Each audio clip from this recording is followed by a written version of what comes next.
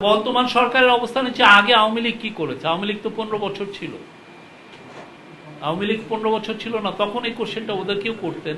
এই বিষয়ে তো আওয়ামী লীগই তো অ্যাকশন নিয়েছিল, নেয়নি? 2012 সালে তো ওদের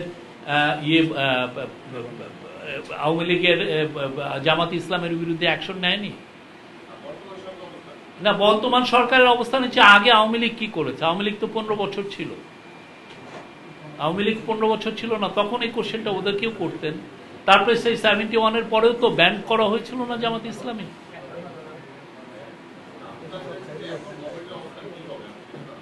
গভর্নমেন্টের অবস্থান আপনি তো দেখেছেন, আমরা আওয়ামী লীগের বিষয়ে সুস্পষ্ট দিয়েছি। আমাদের ইমিডিয়েট পাস্টে যা হয়েছে সেগুলো, আওয়ামী লীগের যে অপকর্মগুলো আমাদের সামনে এসেছে, আমরা সে অনুযায়ী অ্যাকশন নিয়েছি। আর আওয়ামী লীগ তো আওয়ামী লীগই পেয়েছিল। আওয়ামী লীগ তো 15টা বছর পেয়েছে, সেই সময় আরো 3.5 বছর পেয়েছে আওয়ামী লীগ। তো আওয়ামী লীগের ওই সময়টা তো এর আগে 50 বছর তো ছিল। এটা তো সেই 71-এর কথা।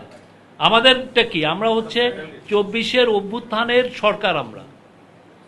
আমরা 24-এর পূর্ববর্তী যে ঘটনাগুলো ঘটেছে সেগুলো নিয়ে আমরা ডিসিশন দিচ্ছি।